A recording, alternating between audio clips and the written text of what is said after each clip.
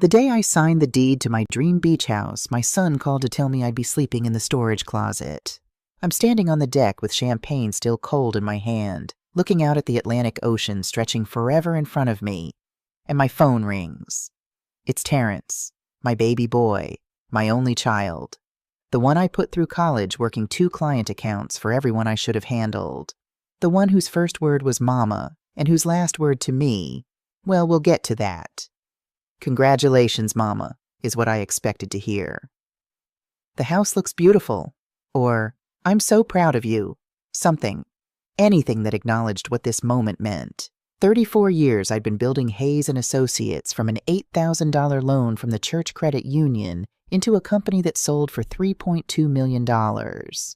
34 years of being the only black woman in conference rooms full of white men who thought my ideas came from their mouths. 34 years of choosing client calls over bedtime stories, business trips over birthday parties, empire building over everything else.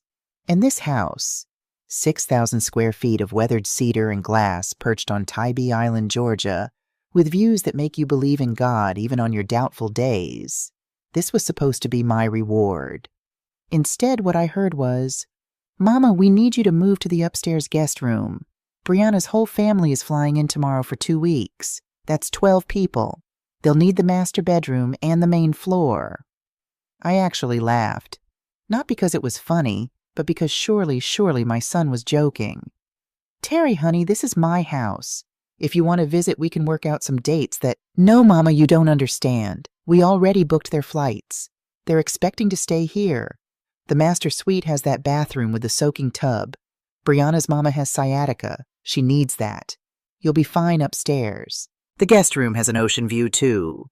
The casual certainty in his voice, like this was already decided, like I was supposed to be grateful for the upstairs guest room in my own house. That's what should have told me everything. But I was still holding champagne, still thinking this was my fresh start, still believing my son loved me more than he loved what I could give him. "Terry, I just moved in yesterday. I bought this house to relax and enjoy my retirement. I'm not running a hotel for—" His voice went cold, ice cold, the kind of cold that reminded me too much of his father during our divorce, when Harold tried to take half my business even though he'd never worked a day at Hayes & Associates. "Look, Mama, you've got this huge house all to yourself. That's selfish. And if you can't be reasonable about sharing it with family, well—" He paused, and I could hear Brianna's voice coaching him in the background. "I heard there's a very nice assisted living facility just down the coastal highway. Maybe that's more appropriate for someone your age anyway."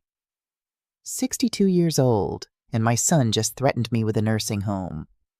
I should have seen it coming. 3 months earlier, when I announced my retirement at Sunday dinner, Terrence's face didn't light up with pride. It calculated.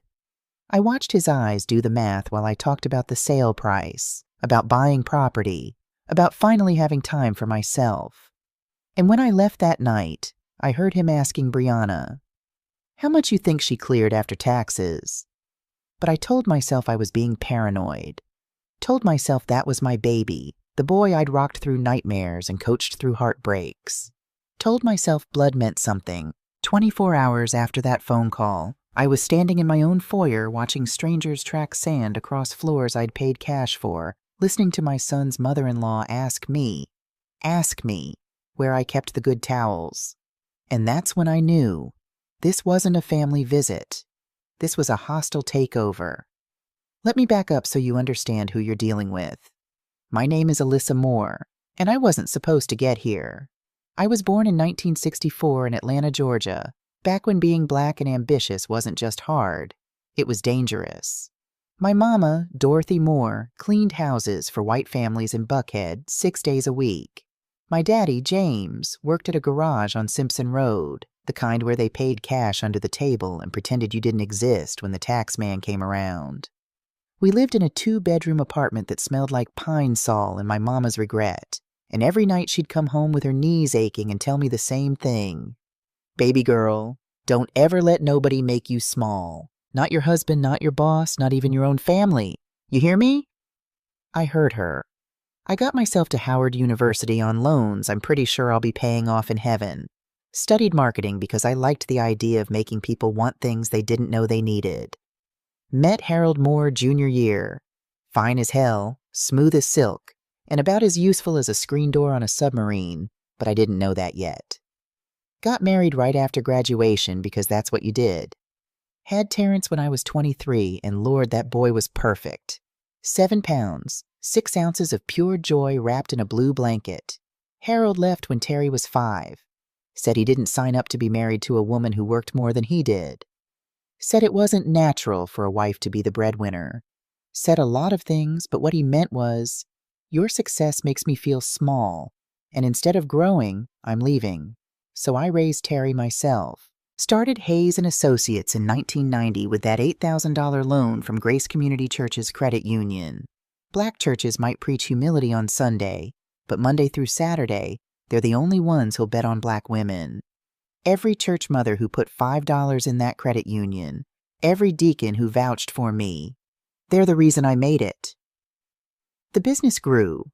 Slow at first, then faster. By 2000, I had 12 employees. By 2010, we were the go-to marketing firm for every mid-sized business in Atlanta trying to reach black consumers without looking like they were trying too hard. By 2020, I had offices in 3 cities and a client list that would make my competitors weep. But here's what nobody tells you about building an empire as a single black mother. Every brick you lay on that empire is a brick you're not laying at home. I missed Terry's school plays. Not all of them. I'm not a monster, but enough that he stopped asking if I was coming. I missed his 16th birthday because a client in Charlotte needed me. Missed his college graduation ceremony because my flight got delayed, and by the time I got there, they'd already called his name. I made it to the reception, brought him a Rolex he never wore, and told myself we'd have time to make up for it later. We never did, but there was this one memory, Christmas 1993, Terry was 7, that I held on to like a life raft. Money was tight that year. I mean rice and beans 4 nights a week tight. All my capital was tied up in the business, and I couldn't justify spending $300 on the Power Rangers Megazord he wanted when I had payroll due in January. So I made him a teddy bear. Stayed up 3 nights sewing it from fabric scraps, stuffed it with old pillow filling, gave it button eyes and a crooked smile. Christmas morning, I watched him tear open that wrapping paper, expecting disappointment. Instead, he hugged that bear so tight I thought he'd pop the seams.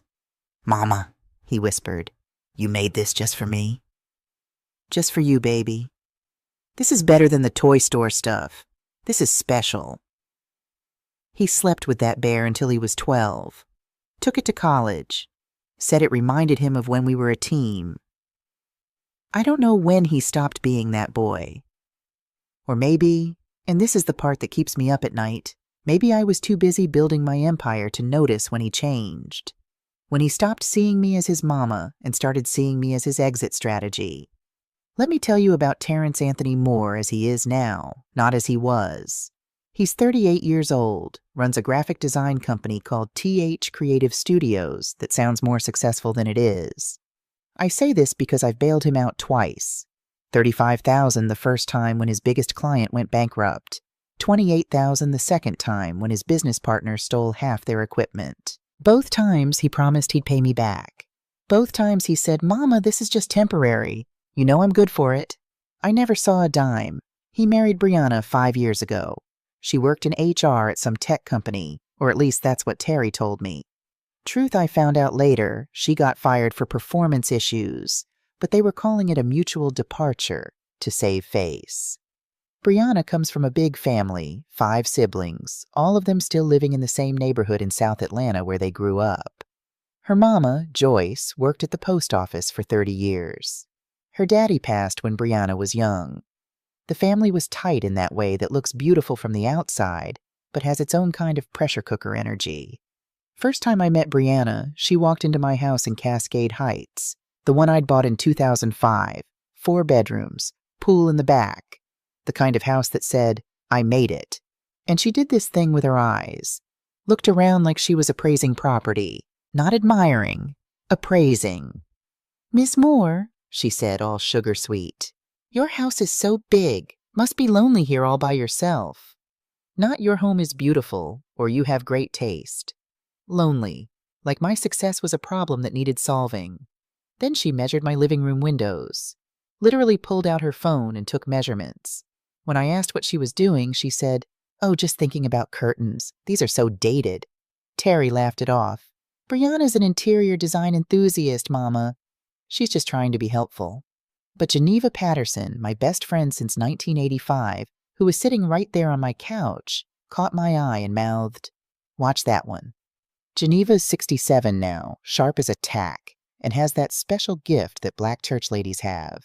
She can smell bullshit from 3 counties away.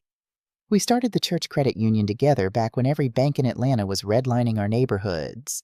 We've been through everything together: divorces, child rearing, business struggles, the whole 9 yards. Geneva's the one who tells me the truth even when I don't want to hear it. And she did not like Brianna. "That girl's making a list," Geneva told me after they left. "A list of what?" "Everything you got that she wants." I should have listened. The red flags kept coming, but I kept making excuses, like when Terry called asking about my estate planning. "Mama, you got a will, right? Everything updated?" "Just want to make sure you're protected." Protected. That's the word he used, not "I'm worried about you," not "I want to make sure your wishes are honored." Protected. Like I was cargo that needed securing. Or the time Brianna posted on Facebook, "Sunday dinner at the family estate with a picture of my dining room." My dining room. She called it the family estate like it was communal property. Or the way Terry started every conversation with, "How you feeling, Mama? You okay? Getting enough rest?" Not out of genuine concern, but like he was documenting my decline for future reference. But the biggest red flag came from church. I've been a member of Grace Community Church for 40 years, tithed faithfully. 10% of every dollar I ever made went into that offering plate. When Pastor Elijah Williams took over in 2015, he preached prosperity gospel with a side of family values. Every Sunday, family is everything. Children are blessings. Honor your children as they will honor you. One Sunday, 3 months before I bought the beach house, Pastor Williams pulled me aside after service. "Sister Alyssa, got a minute?" We went into his office and he closed the door. "I've been counseling young brother Terrence," he said. "He's concerned about you. Says you're making some big financial decisions and he's worried you might not be thinking clearly. At your age, it's important to have family input." At my age, I was 62, not 92. I just negotiated a $3 million business sale by myself. But here was my pastor, who I'd supported for 7 years, suggesting I needed my son's permission to manage my own money. "Pastor, with all due respect, I'm perfectly capable of—" "Yeah, of course. He held up his hands. "But pride comes before the fall, Sister Alyssa. Family is God's gift. Maybe let Terrence help carry some of these burdens." I left that office with a sick feeling in my stomach. Terrence had been to church exactly 3 times in the past year, but somehow he'd found time to have counseling sessions with Pastor Williams about my mental state. That should have been my sign. That should have been the moment I realized my son was building a case against me. Instead, I told myself he was just worried, just looking out for me, just being a good son. God, I was naive. The week before everything exploded was perfect. Too perfect. Looking back, I can see it was the eye of the hurricane. Monday, I packed up my office at Hayes & Associates for the last time. My employees threw me a surprise party, cake, champagne, speeches that made me cry. They gave me a plaque. Alyssa Moore. She built an empire. Now she's building a legacy. 23 people showed up. Terry wasn't one of them. "Sorry, Mama," he texted. "Client emergency. Rain check?" There was no rain check. Tuesday, I moved into the beach house. The moving truck arrived at dawn, and I watched them carry in 34 years of my life. Furniture I'd saved up for, art I'd collected, books I'd never had time to read. Geneva drove down from Atlanta to help me unpack. "Girl," she said, standing on the deck with sweet tea in hand, "you did it. This is your house. Your name on the deed. No husband to fight, no business to maintain, no obligations to nobody." "Feels strange," I admitted. "Like I should be doing something, working on something." That's called peace, Alyssa. You're just not used to it. We spent the afternoon arranging furniture, hanging pictures, turning a house into my home. Geneva left around 6, hugged me tight and said, "Now don't let nobody disturb your peace." And I do mean nobody. Wednesday was Bible study, online, because I was still settling in. Pastor Williams led a session on honoring your family. I should have logged off, but I stayed, listening to him talk about how children are blessings that require sacrifice, how elderly parents should be grateful for children who care enough to guide them in their final years. Final years. I was 62 with a clean bill of health, a gym membership I actually planned to use, and enough energy to run circles around half the congregation.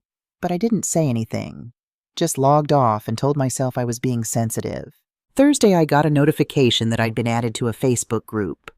More Family Beach House Summer Schedule. I opened it. There were 37 members.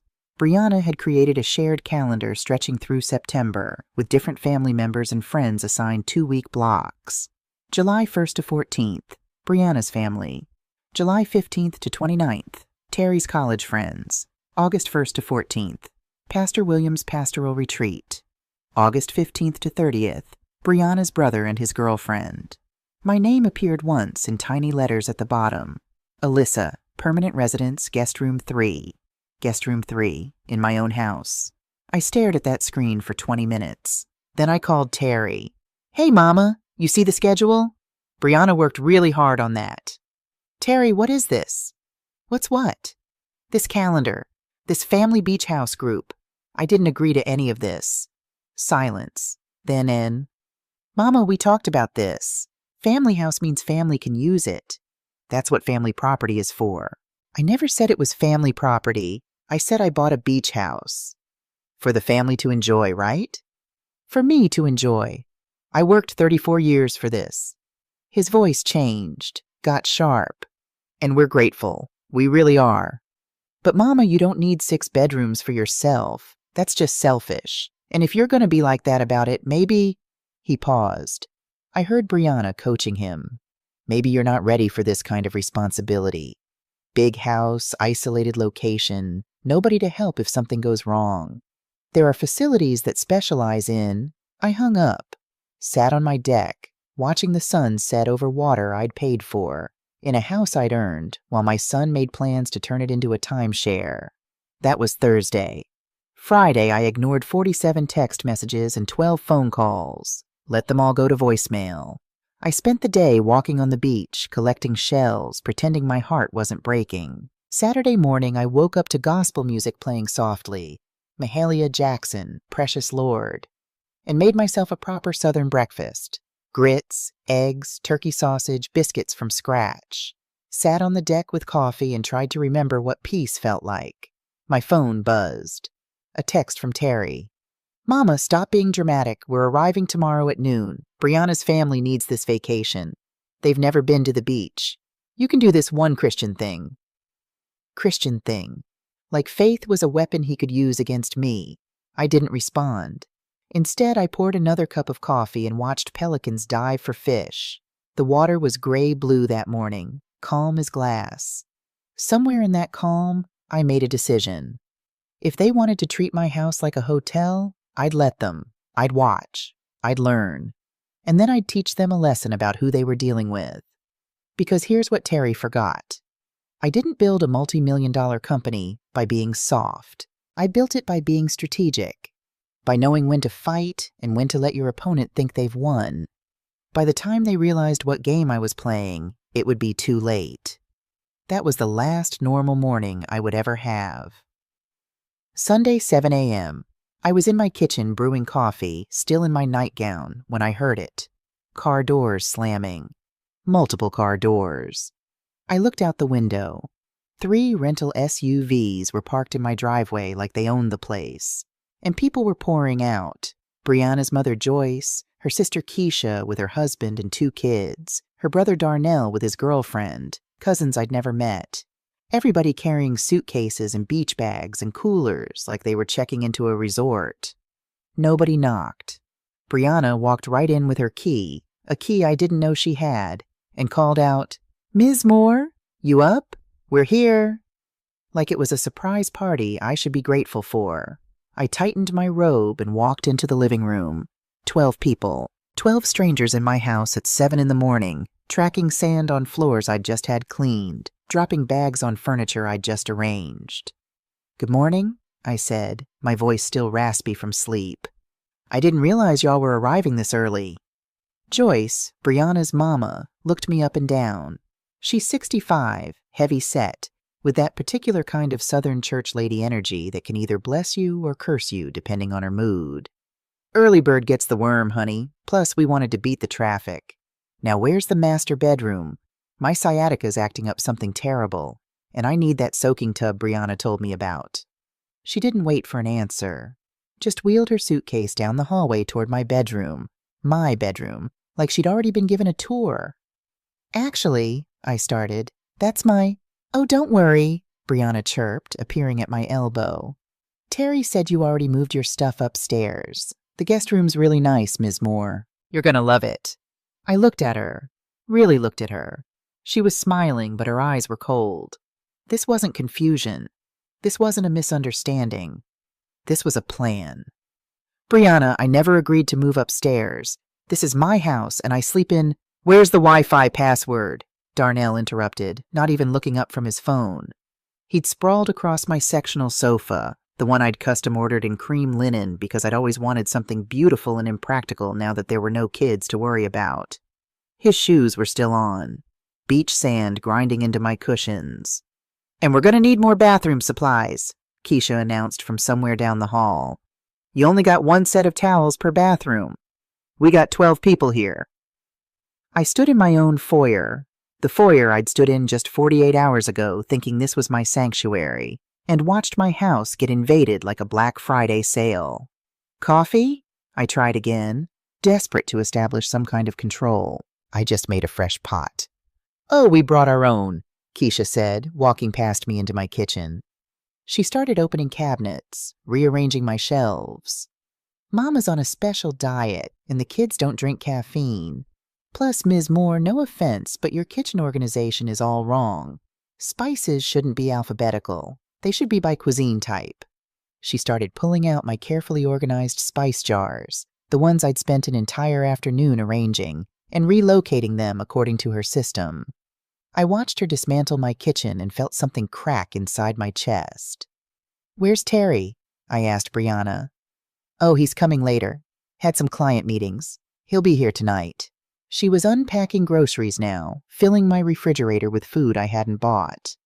"We're going to do a big welcome dinner. Nothing fancy, just burgers and hot dogs on the grill.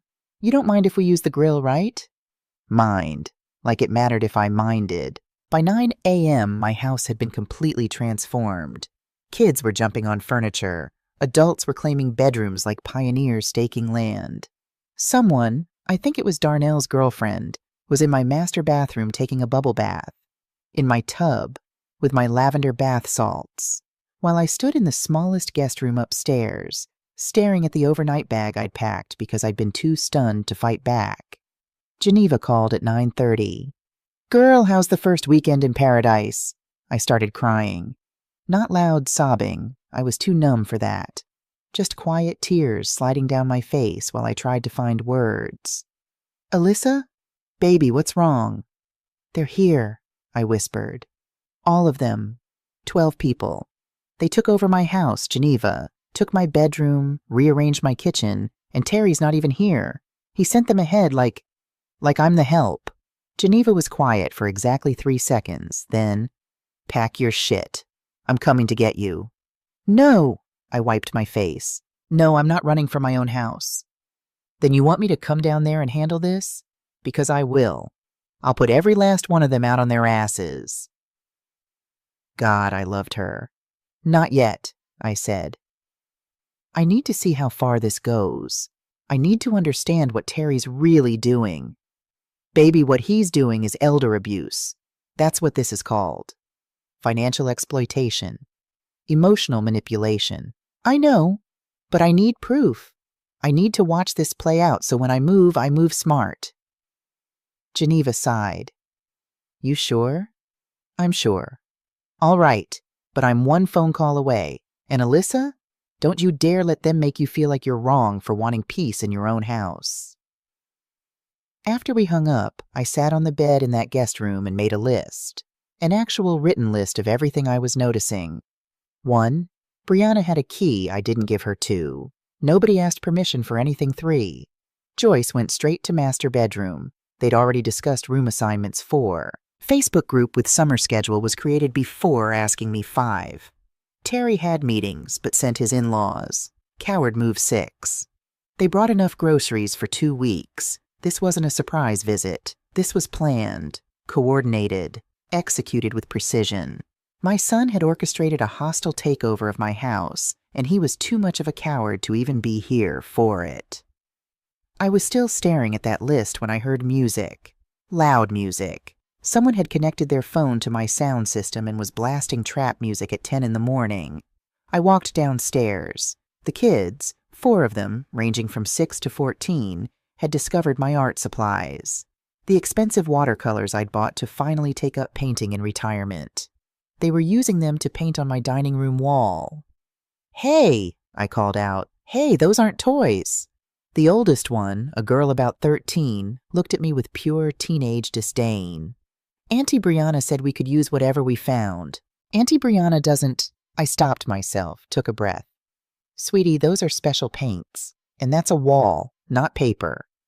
"It's just a wall," she said, shrugging. "You can paint over it." Just a wall. In my house. That I'd paid for. I grabbed the paints, gently because they were children, but firmly enough to make the point, and started walking them back upstairs to my room, the one that was now guest room 3. "Ms. Moore?" I turned. Brianna was standing at the bottom of the stairs, hands on her hips. "The kids need something to do. It's a long vacation. Maybe instead of taking away their fun, you could be helpful and watch them for a few hours. We're going into Savannah for lunch." Watch them.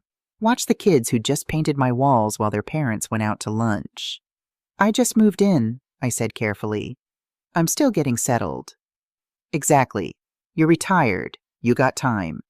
We're on vacation. We need a break." The entitlement. The sheer audacity. My mouth actually fell open. "Brianna, I'm not a babysitter." "No, you're family. And family helps family. Isn't that what you taught Terry?" She smiled when she said it. Smiled like she'd won. And that's when I knew. This wasn't just about a free beach house. This was about putting me in my place. About making me understand that my money, my house, my success, none of it mattered. Because to them, I wasn't Alyssa Moore, business owner and self-made woman. I was just an old lady who should be grateful her family wanted to spend time with her, even if that time was spent treating her like the help. Monday morning, I woke up in the guest room to the smell of bacon. For half a second, still fuzzy with sleep, I thought maybe I'd dreamed the whole thing. Maybe it was just me in my house, cooking breakfast, starting a peaceful day. Then I heard Joyce's voice.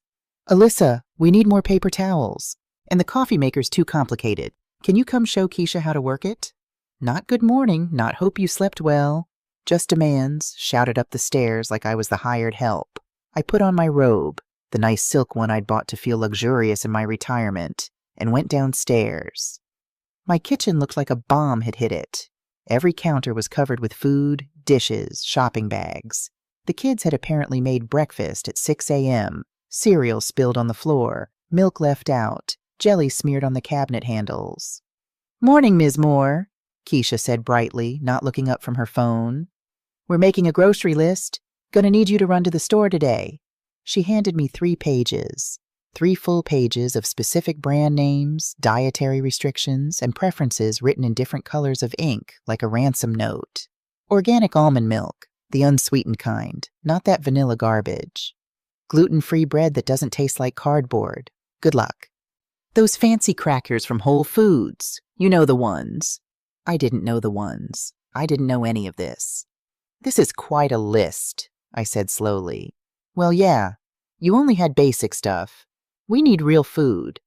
Keisha finally looked up. "You got Venmo? We can split it." Split it. The groceries for her family's vacation that I didn't invite them on. "How much are we talking?" I asked. She shrugged. "I don't know. Maybe $300? $350? $350 for one grocery run. I'll see what I can do, I heard myself say. Why did I say that? Why didn't I say no? Even now I can't fully explain it, except that there were 12 people in my house, and they all seemed so certain this was normal, so sure that I was the problem if I objected. And underneath it all, he's my son. This is his wife's family. Maybe this is what family does.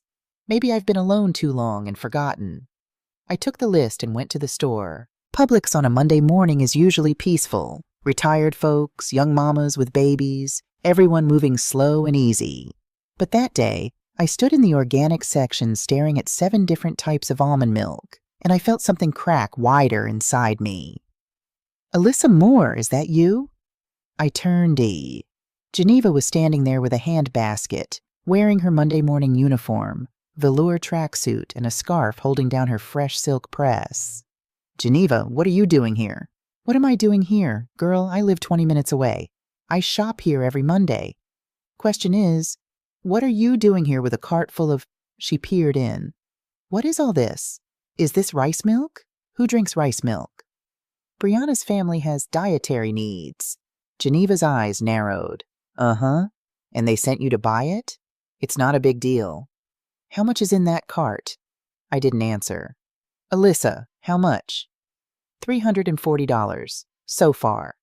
Geneva's face did something I'd never seen before, went completely still, the way water goes still right before it boils over. Let me make sure I understand, she said quietly.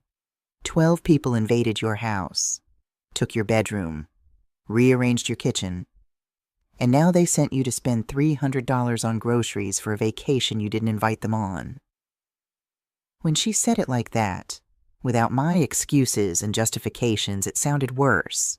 It sounded insane. They're family, I said weakly. No, baby. Family asks, family respects. This? She gestured at my cart.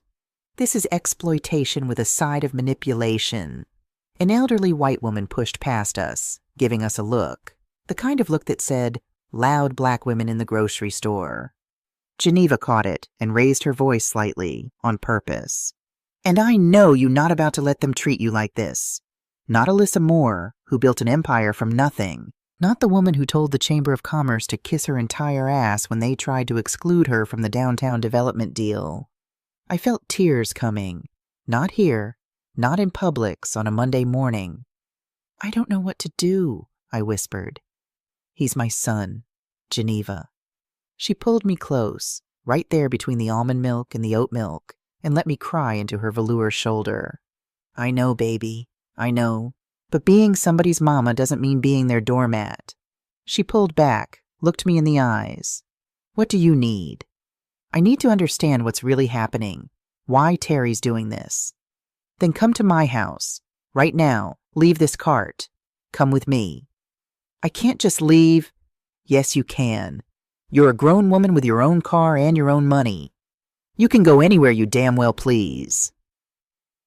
I looked at the cart, at the $340 worth of specialty groceries for people who'd taken over my house, at the list still clutched in my hand. Then I looked at Geneva. Let me get the basics, I said. Just so the kids have food, but I'm cutting this list in half. Geneva nodded. That's my girl. Baby steps. I spent $175. Bought the essentials, skipped the fancy crackers and the specific brand name cookies, left half the list undone. When I got back to the house, Keisha met me at the door. That was fast. You get everything? I got what I could. She started going through the bags, her face falling with each item. Wait, where's the gluten-free bread? And the crackers? Ms. Moore, the list had specific items. The store was out of some things. Well, you need to go to another store then. Whole Foods would have it. I looked at her, really looked at her.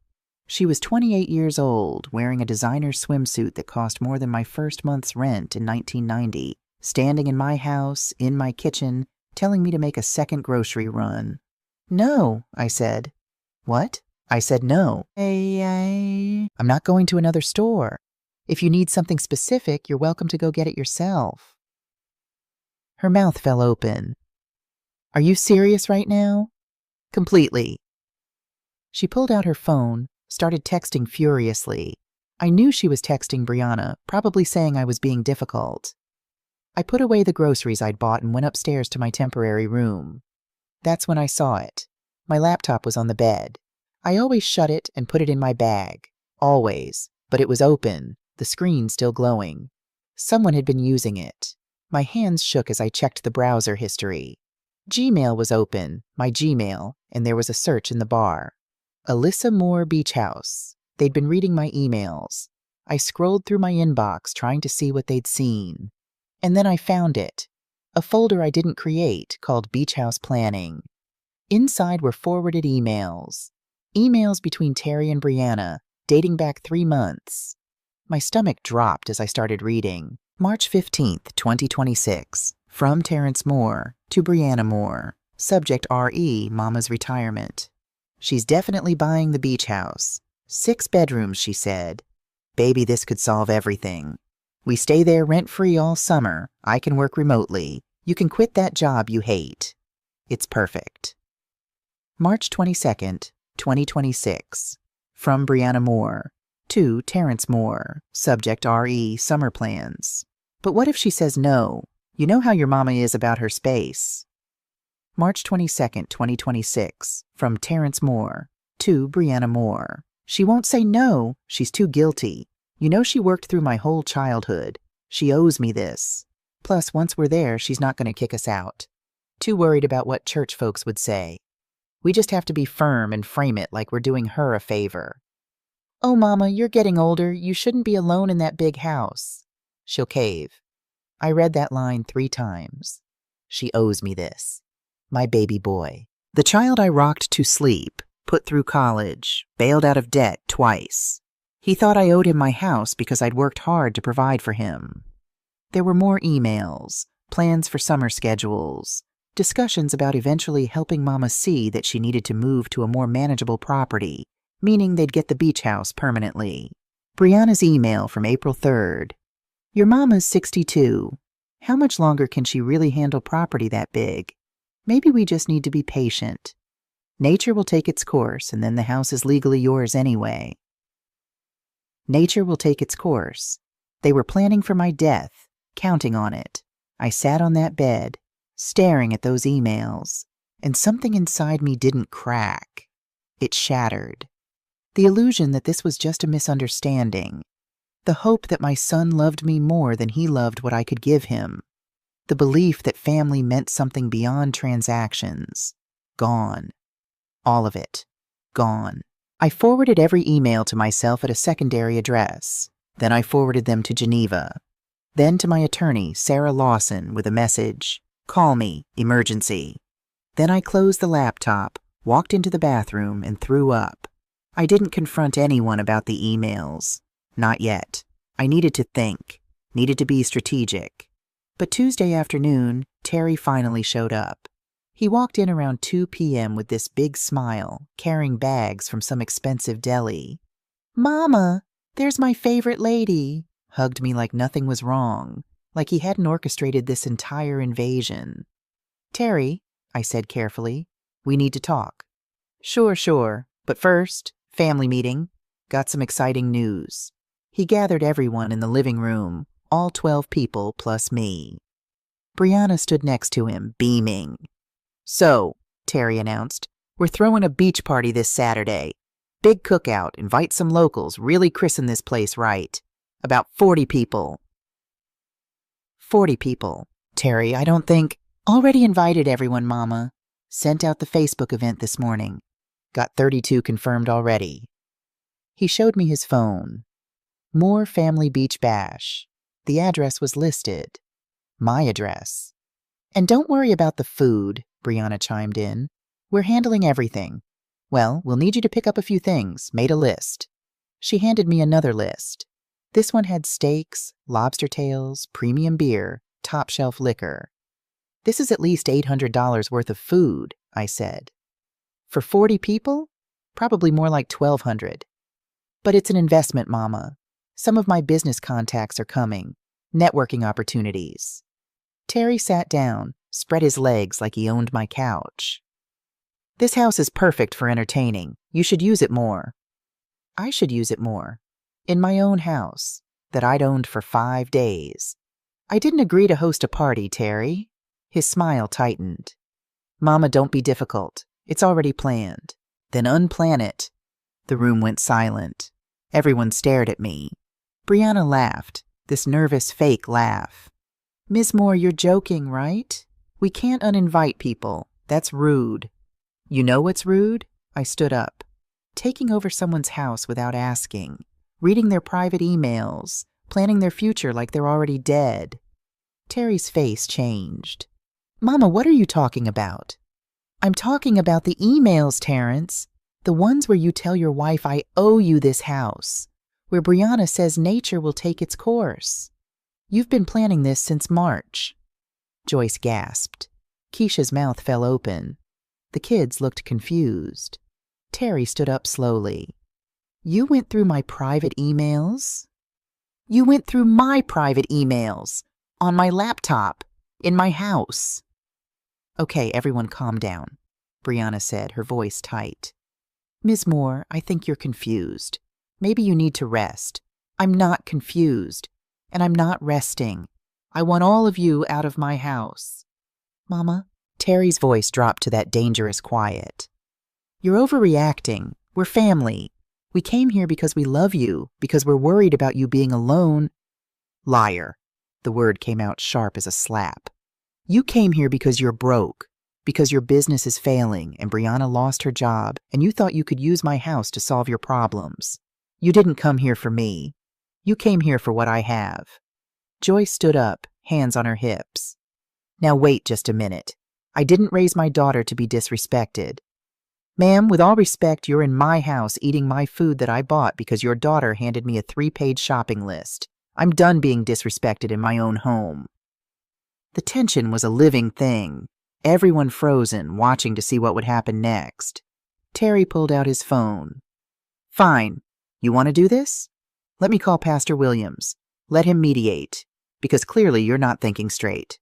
Don't you dare call my pastor. He was already dialing. Put it on speaker. Brother Terrence, Pastor Williams' warm voice filled the room. How's the family beach trip? Pastor, we got a situation. She's having some kind of episode. Talking crazy, trying to kick out the family. Can you talk to her? My vision went red. I am not having an episode. Sister Alyssa? Pastor's voice took on that counseling tone. What's going on, dear?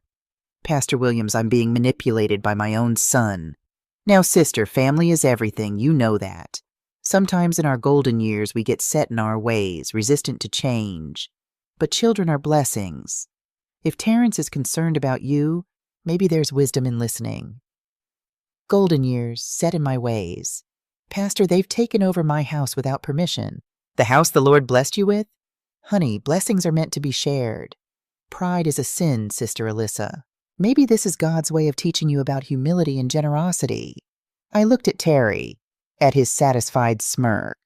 He'd called the pastor because he knew that I'd been trained my whole life to respect church authority, to not cause division in the body of Christ. He'd weaponized my faith against me. Thank you for your concern, Pastor, I said quietly. But this is between me and my son. I hung up, took the phone from Terry's hand and ended the call. The party's still happening, Terry said. Saturday at 2. And Mama? His voice went cold. If you embarrass me in front of my guests, we're going to have a serious conversation about your living situation. There are facilities for people who can't handle independent living anymore. There it was, the real threat. Do what I say, or I'll have you declared incompetent. I looked at my son, my baby, my Terry, the boy who'd cried when I made him a teddy bear, and I didn't recognize him. Get out of my house, I whispered. It's Tuesday, Mama. We're here until next Sunday. That was the plan. Get out. No. We stared at each other. 12 people held their breath. And then I did something I should have done on Sunday morning. I walked to the door and opened it. If you're not out by tonight, I'm calling the police. But I didn't call the police that night because by the time I'd made my stand at the door, Brianna was crying. Joyce was yelling about ungrateful women, and the kids were scared. Terry convinced me to sleep on it, to not do anything rash. And I, God help me, I agreed. I agreed because 40 years of being peacemaker, of being the strong one, of keeping family together even when it was killing me, doesn't disappear in one moment of clarity. So they stayed, and the party got planned. And by Saturday afternoon, I was standing on my own deck, watching my son transform my sanctuary into a networking event. The caterers arrived at noon, not the casual BBQ setup Terry had described. This was premium coastal catering, a company I recognized from corporate events, the kind that charges by the hour and has a minimum of $5,000. Terry, I grabbed his arm as he directed them to set up on my deck. Who's paying for this? Don't worry about it, Mama. That's not an answer. He kissed my cheek. It's handled. Just relax and enjoy the party. By 1 p.m., cars started arriving. Terry's college friends, Brianna's extended family, people I'd never met claiming to be associates and business contacts. They walked through my house like it was a venue they'd rented, taking pictures for Instagram, mixing drinks at my bar, settling into my furniture with the casual ownership of people who'd been told this was the Moore family beach house. Geneva arrived at 1:30, uninvited, took one look at the scene and found me in the kitchen. Girl, I know. You want me to handle this? Not yet. Alyssa, not yet, Geneva. I need to see how far he'll take this. At 2 p.m., Terry stood on my deck with a microphone, an actual microphone, and started making a toast. First, I want to thank everyone for coming to our family beach house. Cheers. Applause. My mama worked hard for this place, and she always taught me that success means nothing if you don't share it with family and friends. So this summer, we're making this house a home for everyone. People cheered. My son was giving away my house to strangers, and they were applauding. I watched from the kitchen window, watched him play the generous son, watched Brianna pose for pictures as the gracious hostess, watched 40 people enjoy my property without knowing I'd never agreed to any of this. And something inside me, the last thread of hesitation, of mother's guilt, of hope that this could be resolved with love and understanding, snapped. I walked outside, didn't wait for Terry to finish his speech, just walked up, took the microphone from his hand and faced the crowd. Hi, everyone. I'm Alyssa Moore, the person who actually owns this house. Confused murmurs. People looking at each other. I want to clear something up. This is not a family beach house. This is my house. I bought it 5 days ago with money I earned over 34 years. I did not invite most of you here. I did not approve this party. And I certainly didn't approve the $5,000 catering bill that someone, I looked at Terry, charged to my account. His face went white. Mama, he hissed, reaching for the microphone. What are you doing? I stepped back, kept talking. See, my son decided that because I'm 62 and retired, I'm too old to manage my own property. He invited his in-laws to take over my house, sent me grocery lists like I'm the help, and when I objected, he threatened to put me in assisted living. Geneva started clapping. Slow, loud claps. A few other people looked uncomfortable. So let me make this very clear, I said. I am not a hotel. This is not a free vacation rental. And anyone who's here without my explicit invitation needs to leave. Now. Silence. 40 people staring at me like I'd lost my mind. Terry grabbed the microphone. Everyone, I apologize. My mother she's been under a lot of stress.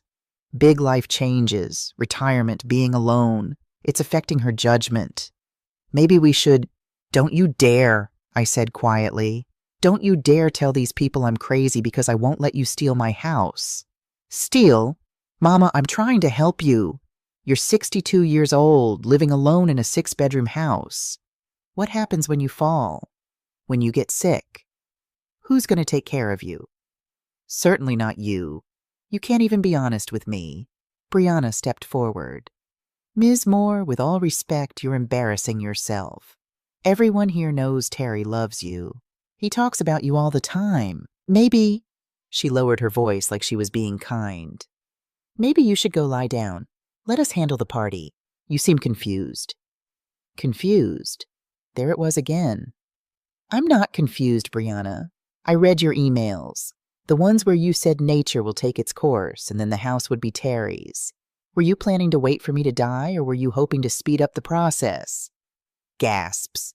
Real ones this time. That's not... I never said... Brianna looked at Terry. Tell her that's not what I meant.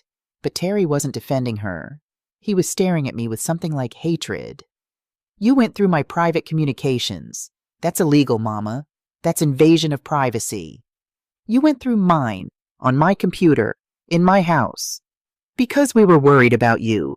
The decisions you've been making, isolating yourself, refusing family help. These are warning signs. We were documenting them. The crowd was dispersing now. People grabbing their things, mumbling apologies, heading for their cars. This had gone from party to family intervention to full-blown confrontation, and nobody wanted to be here for it. Geneva moved to stand next to me. Silent support. Joyce marched up. Lorraine, Alyssa, whatever, you should be ashamed. Ruining a beautiful party, making accusations, treating your son like a criminal when all he's done is love you. Love me? I laughed. It came out harsh, bitter. He researched how to have me declared incompetent 3 months before I bought this house. That's not love. That's a business plan. Terry's eyes went wide. He hadn't known I knew that. How did you... I have friends, Terrence. Friends who work at law firms. Friends who told me when my own son started calling elder law attorneys asking about guardianship proceedings. The color drained from his face. That was research, he said quickly. Just in case. You're not getting any younger, and I wanted to be prepared. Prepared to take control of my life, my money, my choices. Someone needs to, he exploded. You worked your whole life, Mama. You don't know how to relax. You don't know how to let people take care of you. You need structure, guidance. I need respect, my voice cracked. I need my son to see me as his mother, not as an inheritance. I need my family to ask instead of take. I need... The words caught in my throat. I needed you to love me more than you love my money. He looked at me, really looked at me, and for 1 second I saw my Terry, the 7-year-old boy with the homemade teddy bear. Then it was gone. This is about that catering bill, isn't it? You're mad about money. That's rich, Mama. You who spent my whole childhood choosing work over me. Now you're mad that I used your credit card. Every wound, every guilt, every time I'd missed a school play or arrived late to a birthday, he weaponized them all. I worked to give you a better life. You worked because you loved work more than you loved me. The words hit like bullets. Geneva stepped forward. Boy, you better watch your mouth. It's okay, I said quietly. Let him finish. Let him say what he really thinks. Terry was shaking now. You want the truth? Fine. You were never there. Never at games, never at awards ceremonies, never just there. And now you retire, buy this huge house, and you won't even share it? After everything you took from me? I didn't take anything from you. I gave you everything. You gave me things, money, gifts, bailouts, but I needed a mother, and you were always working. The crowd was gone now. Just me, Terry, Brianna, Geneva, and the ruins of a party. You're right, I said softly. I wasn't there enough. I missed things, I made mistakes, and I've carried that guilt every single day. I took a breath. But that doesn't give you the right to steal from me, to manipulate me, to threaten me with nursing homes when I don't do what you want. I wasn't threatening. Yes, you were. And you used church and guilt and every tool you could find to make me feel like I was wrong for wanting peace in my own house. Brianna grabbed his arm. Terry, let's just go. We'll find somewhere else. No! He jerked away from her. This is my family home. Half of everything she has should be mine anyway. She owes me. I don't owe you my house. You owe me a childhood, eh? He was crying now. Angry tears. You owe me a mother who showed up. You think money fixes that? You think buying me things makes up for never being there? And there it was. The real wound. the one I'd been running from for 34 years. "You're right," I whispered. "I can't fix the past. I can't give you back those moments. But Terrence," my voice broke, "I can't give you this house either. I can't let you take the one thing I built for myself. I love you. God knows I love you. But I won't be manipulated by you."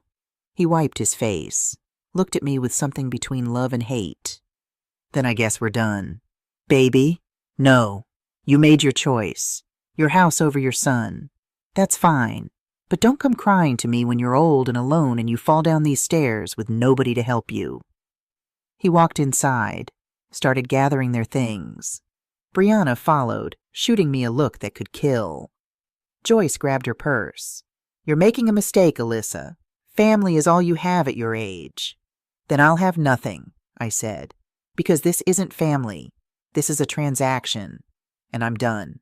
They left within the hour, all 12 of them, packed up like a circus leaving town. Terry didn't say goodbye, didn't look at me, just loaded his car and drove away. I stood on my deck and watched the last car disappear down the driveway. Then I walked inside my empty house, sat down on my couch, and the reality hit me. I'd just lost my son. The house was silent, not peaceful silent, haunted silent, the silence of absence. I walked through the rooms looking at the damage. Sand ground into carpets, wine stains on my cream sofa. The dining room wall still had paint on it from where the kids had used my watercolors. Someone had burned a pot on my stove and just left it there. In the master bathroom, Joyce had left her medications. In the guest rooms, kids' toys. In my kitchen, half-empty grocery bags of food I'd bought. Evidence of their presence everywhere, but they were gone. I should have felt victorious. I'd stood up for myself, kicked them out, drawn boundaries. Instead, I felt hollow. I sat on my deck as the sun set, and for the first time in 40 years, I let myself really cry. Not polite tears, not strong woman tears, the ugly kind. The kind that comes from somewhere deep and dark that you usually keep locked away. Because Terry was right about one thing. I hadn't been there. I'd chosen work over moments I could never get back. I'd missed his childhood, building an empire that was supposed to secure his future. But what good is a secure future if there's no relationship to secure? My phone buzzed. Pastor Williams. "Sister Alyssa, I heard what happened at the party. Are you all right?" "No, Pastor, I'm not. Terrence is very hurt. He says you accused him of terrible things in front of guests." "He was planning to take my house, Pastor. He researched guardianship proceedings before I even bought it." Silence. "Pastor?" "Sister, I'm sure there's been some misunderstanding. Terrence loves you. He's just concerned. He told guests I was confused, that I needed help. He tried to make people think I was incompetent." "Well," Pastor's voice was careful, "are you sure you're not overreacting? Big life changes can affect us, especially at your age. Maybe having family close isn't such a bad idea." "At your age." Again. "Pastor Williams, I'm 62, not 92. I just sold a company for $3 million. I'm perfectly capable of managing my own life." Of course, I'm just saying, pride is a sin, sister, and family is forever. Maybe you should pray about reconciliation. Maybe you should pray about why you're taking my son's side without hearing mine." "Alyssa," I hung up. 30 seconds later, another call. Terry. I almost didn't answer, but some part of me, the mother part, still hoped. "Mama?" His voice was cold. "I've been talking to some lawyers." My heart sank. "Did you know that elder financial abuse is a crime in Georgia? That includes denying family access to shared resources. It's not a shared resource, it's my house.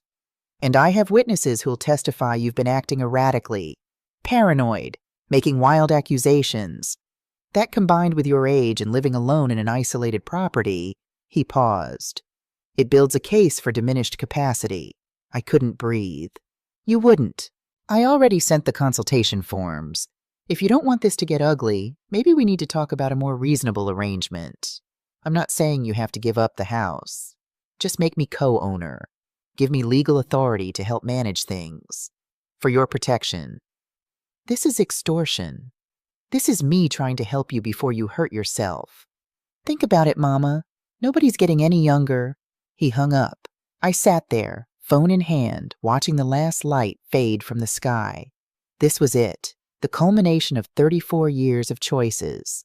I'd built an empire and lost my son. No, I'd built an empire and my son had decided I was the empire, not his mother, not a person, just assets to be managed.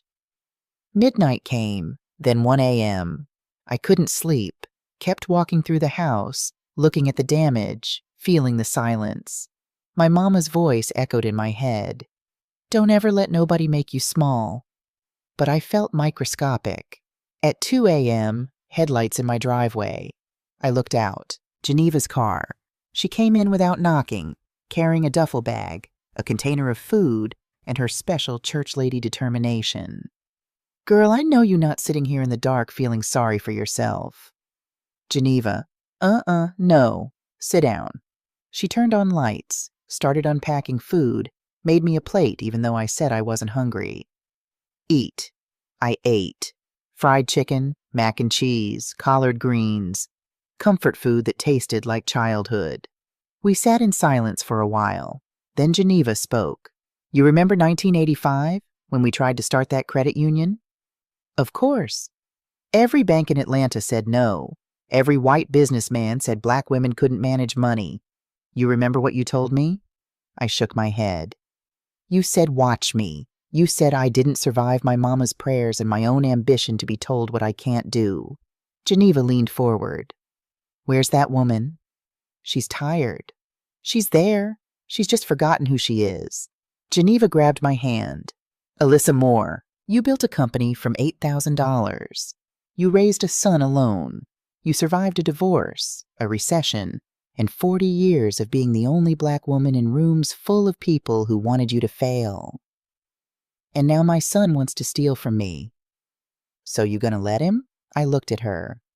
What else can I do? He's talking about lawyers, about having me declared incompetent. And you got lawyers too. Better ones. You got resources he can't touch. You got documentation of everything he's done. She squeezed my hand. Baby, I know he's your son. I know this hurts, but you can't love someone into respecting you. You can't sacrifice your way into their gratitude. He said I was never there for him.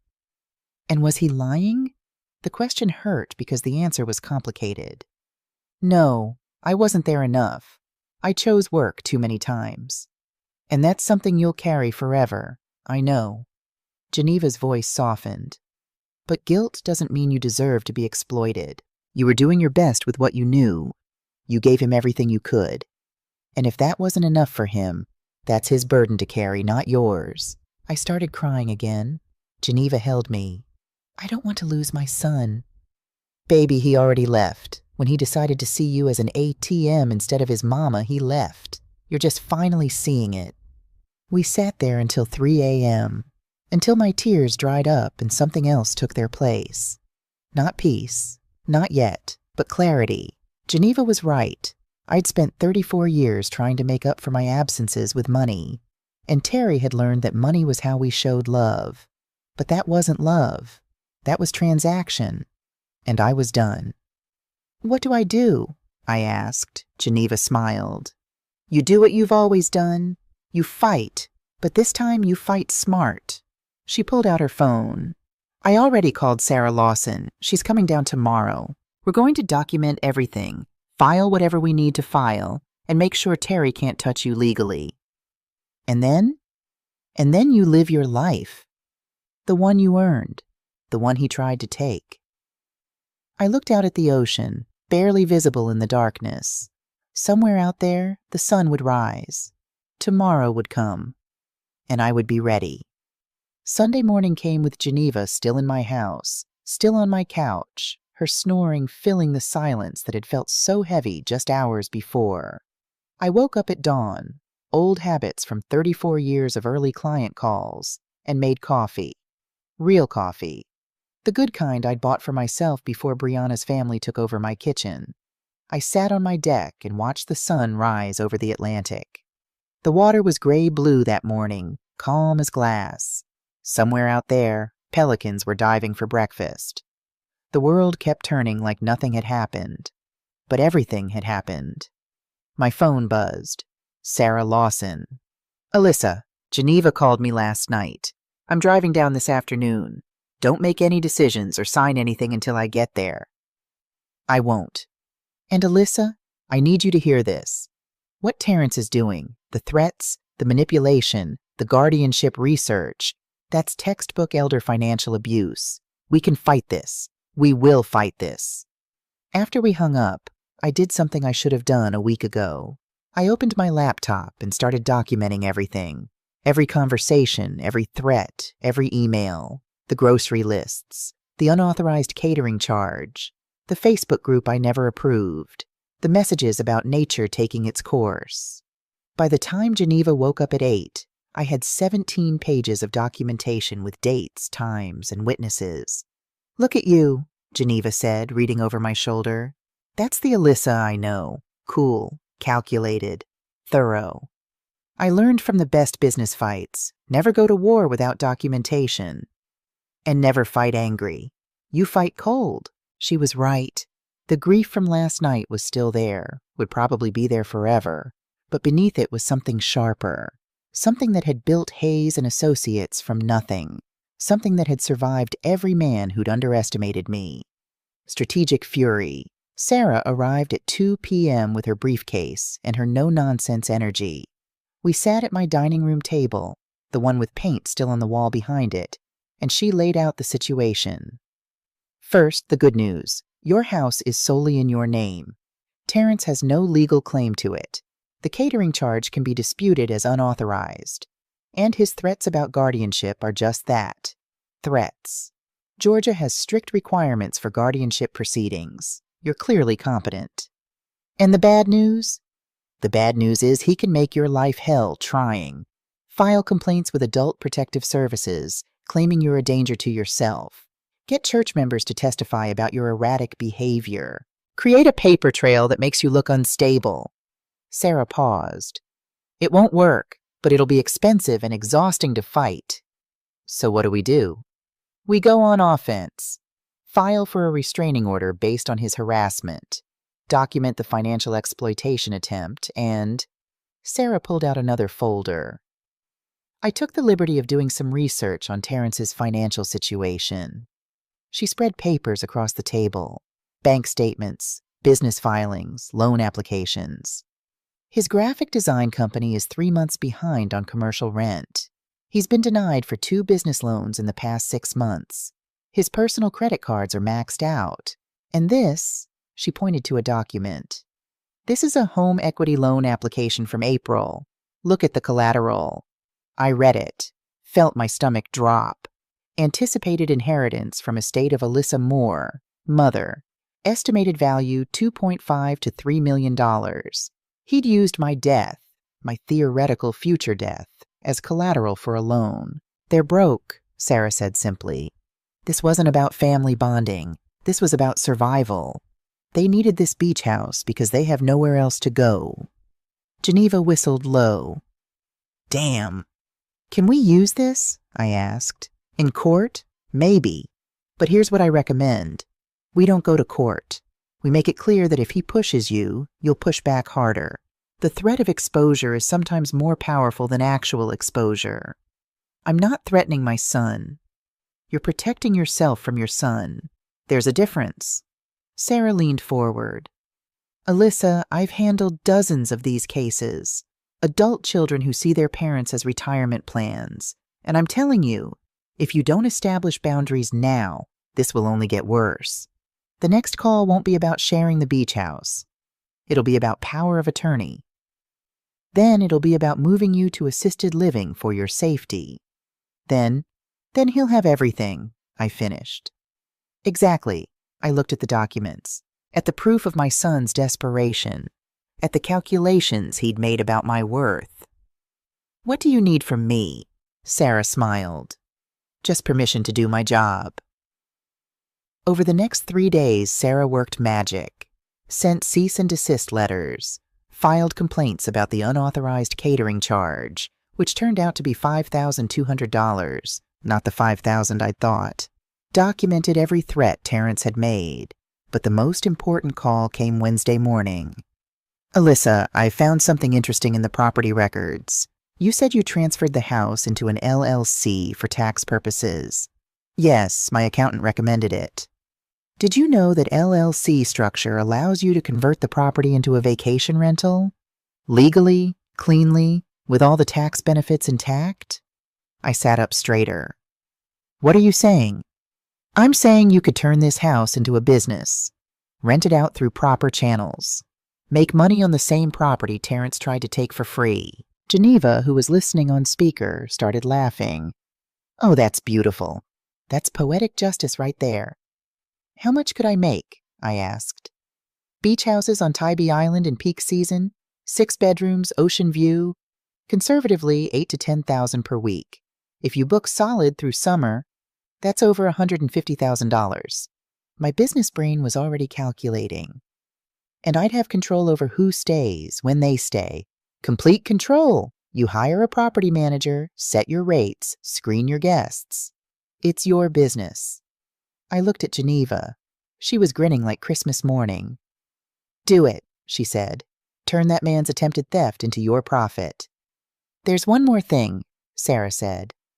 "If you list this as a vacation rental, you'll need a local property manager, someone who can handle bookings, cleaning, maintenance." "I'll do it," Geneva said immediately. "Girl, I'm retired too. Been looking for something to keep me busy." Plus, she grinned wider. "Can you imagine Terry's face when he finds out you're not just keeping the house? You're making money off it?" That's when I knew exactly what I was going to do. Not just protect myself, not just establish boundaries. I was going to win. By Thursday, we had everything in place. LLC paperwork filed, vacation rental license approved by Dare County, property management company established, Hayes Beach Rentals, co-owned by me and Geneva, insurance updated, cleaning service hired, and the first booking, the Patterson family from New Jersey. 2 weeks, $9,000, arriving Saturday. Geneva set up the website. I took professional photos. By Friday night, we had inquiries from 6 more families. "You know what's wild?" Geneva said, uploading photos to Airbnb. "This house is going to make more money in 3 months than Terry's business made all last year." Don't. I'm just saying, karma's not just a concept. Sometimes she shows up with a calculator and a receipt. My phone rang. Terrence. I let it go to voicemail. Listened after. "Mama, it's been 4 days. We need to talk. I said some things I didn't mean. You said some things you didn't mean. Can we start over? Brianna's willing to apologize. I'm willing to apologize. We can work this out. Call me back." His voice sounded tired, maybe genuine. Geneva watched me listen. "You gonna call him?" "No. You sure? I thought about the loan application, about nature will take its course, about him telling 40 people I was confused and needed help." "I'm sure." Saturday morning, the Patterson family arrived right on time. Mom, Dad, 2 teenage daughters. They pulled up in a sensible minivan, knocked politely, and waited for me to answer. "Mrs. Moore? Hi, I'm Janet Patterson. Thank you so much for having us." The contrast with Brianna's family was stunning. They asked where to park, asked if they should take their shoes off, asked permission to use the pool. "This is your home for 2 weeks, I told them. "Treat it like yours, and we'll get along fine." "We're just so excited," Janet said. "The girls have never seen the Atlantic. And your house? It's exactly what we needed. Peaceful. Peaceful. Yes." Geneva handled the check-in while I watched from the kitchen. Professional, smooth. She showed them the house rules, the emergency contacts, the local restaurant recommendations. Gave them space, but made sure they had everything they needed. After they settled in, Geneva and I retreated to my apartment. Not the upstairs guest room. I'd converted the garage apartment into my private space. 1 bedroom, small kitchen, my own entrance. The main house was for business now. This was my sanctuary. "How's it feel?" Geneva asked. "Strange. Good strange." Your son tried to take this house. Now you're making $10,000 a week off it. I smiled. Generational wealth. Isn't that what he wanted? The call came Sunday evening, not from Terry, from Pastor Williams. Sister Alyssa, I need to speak with you. It's urgent. Pastor, I've been hearing concerning things about how you're running your home now, as a business, as a rental property. It's a legal vacation rental, Pastor, fully licensed.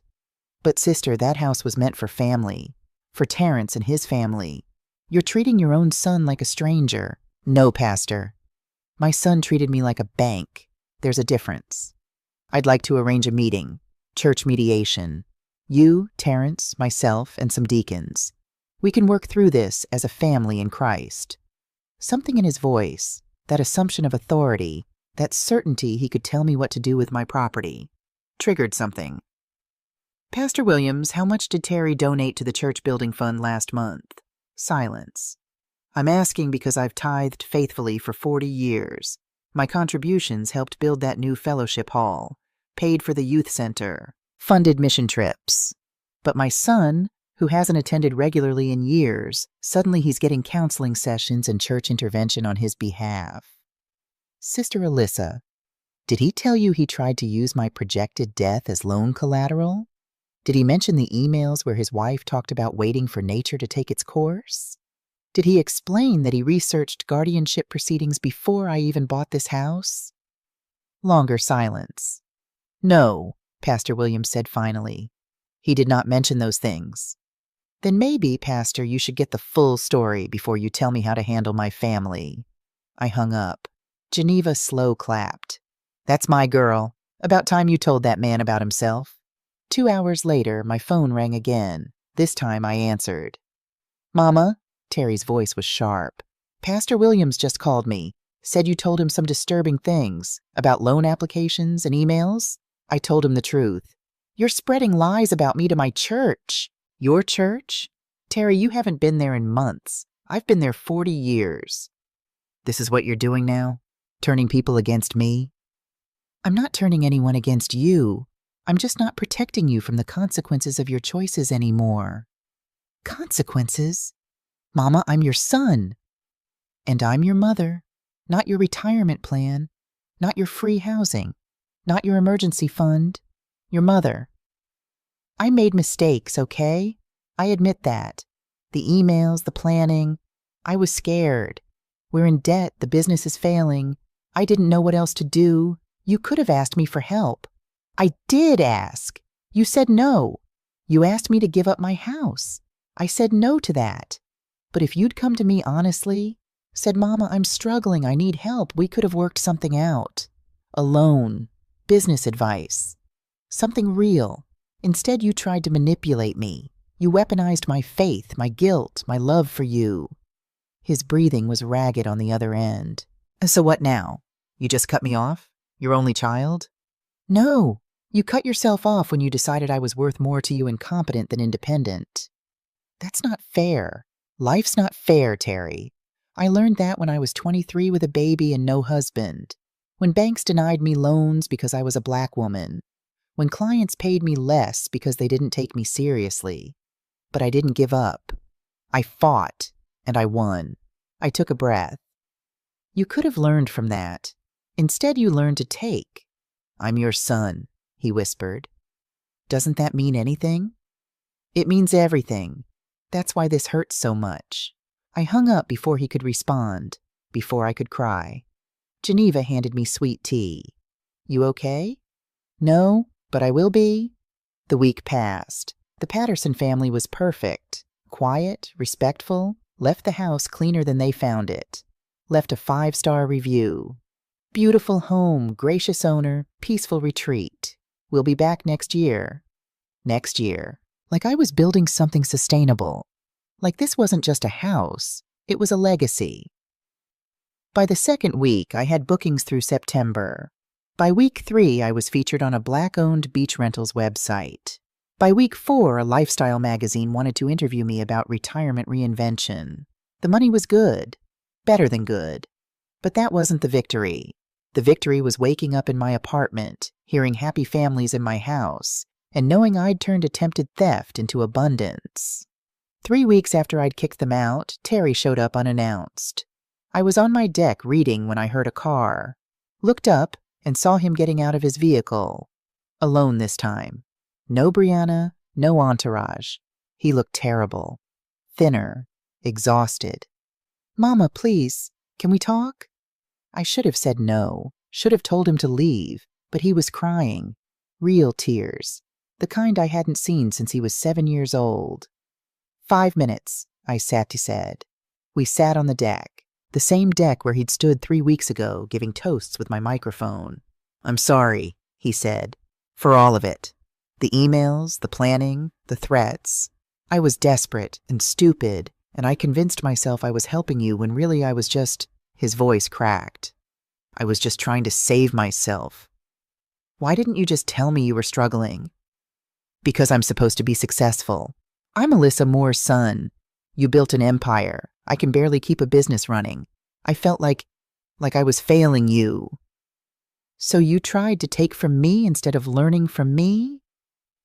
He nodded, wiping his face.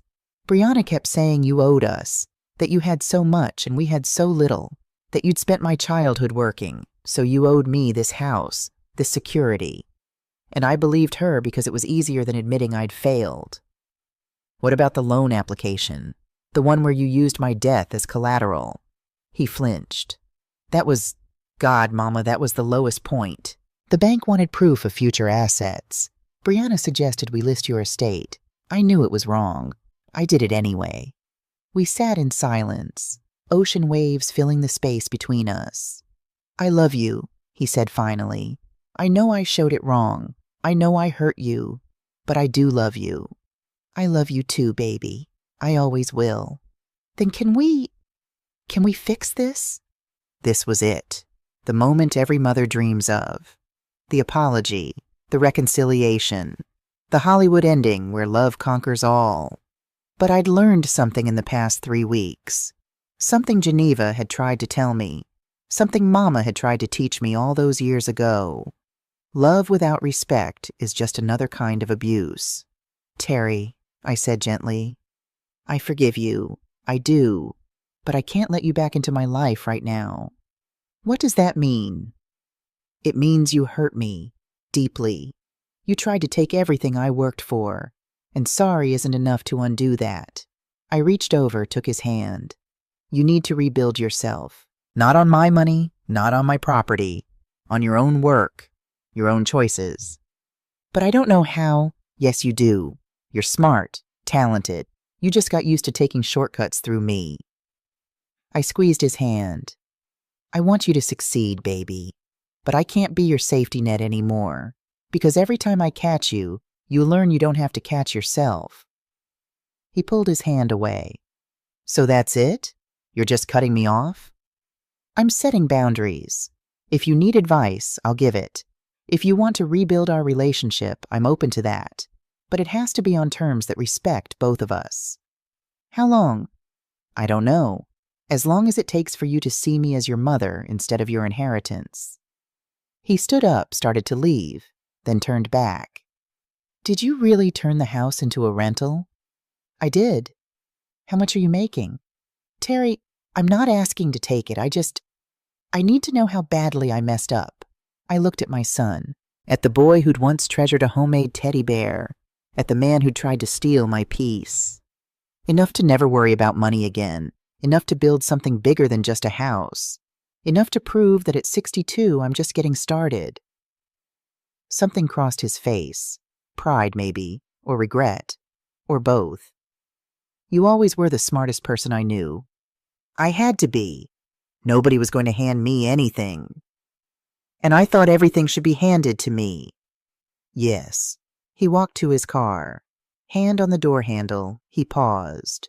"Mama, that teddy bear you made me when I was 7? What about it?" "I still have it. In my closet. I couldn't throw it away because—" His voice broke. "Because it was the last time I felt like you made something just for me. Not for work, not for clients. Just for me." The words hit like a physical blow. Terry, I know I can't go back. I know I messed this up.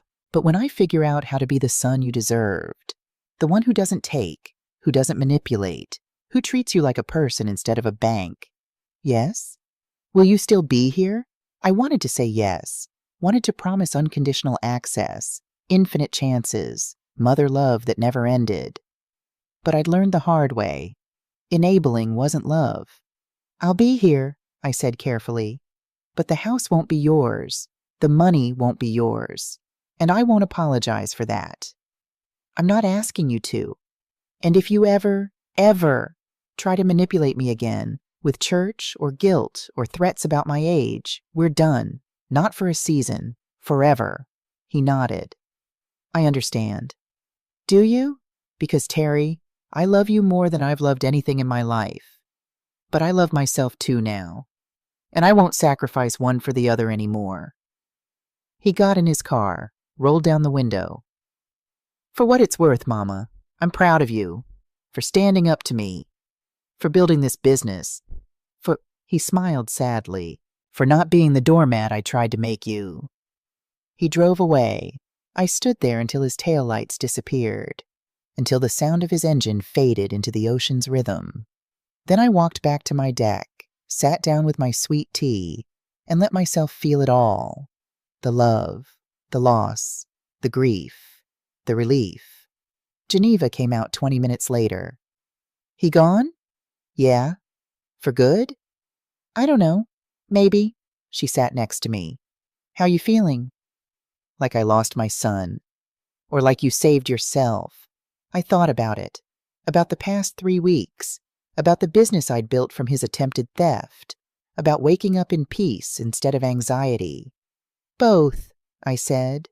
I feel both. That's called being human, baby. Welcome to the club.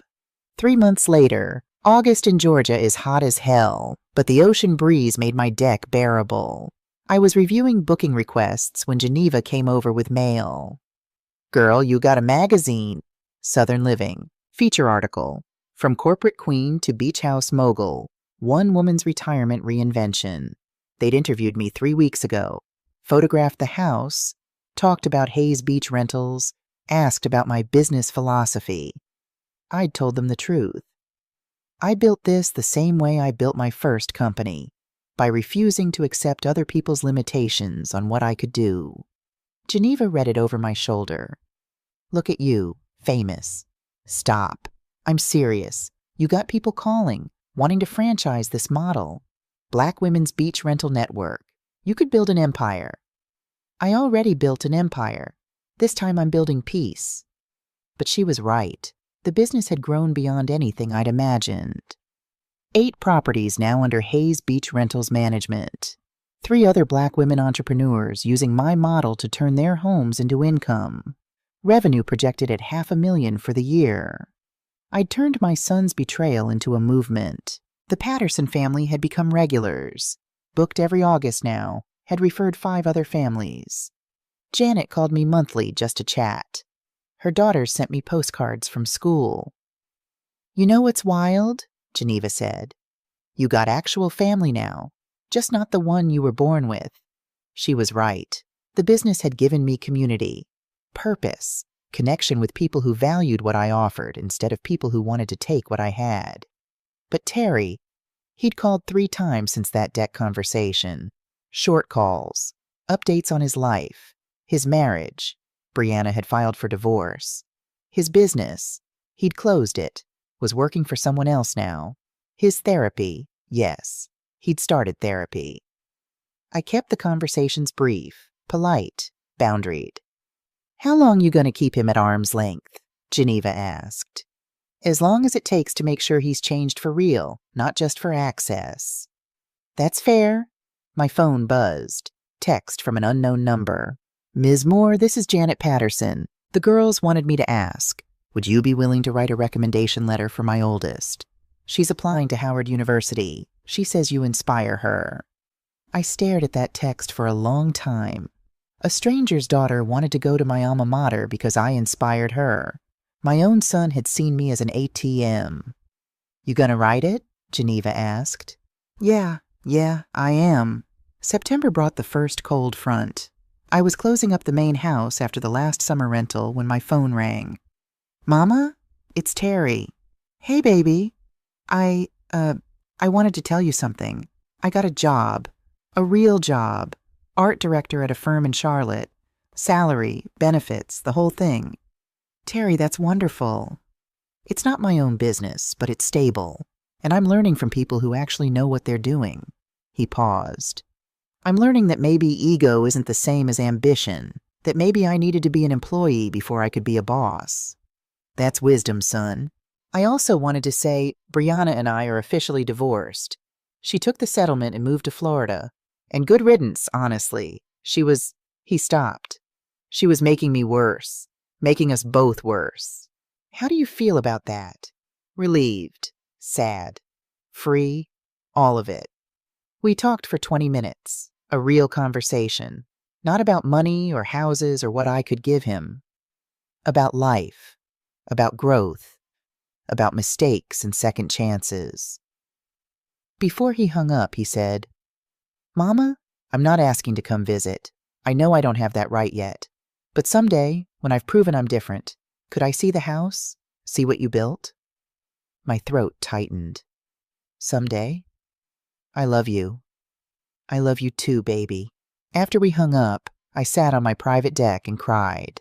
Not sad tears, not happy tears. The complicated kind. The kind that means you're healing, but the wound is still there. Geneva came out with sweet tea. He coming back? Maybe. Eventually, if he earns it. And if he doesn't? I looked at the ocean, at the house I'd saved, at the life I'd built from the ruins of betrayal.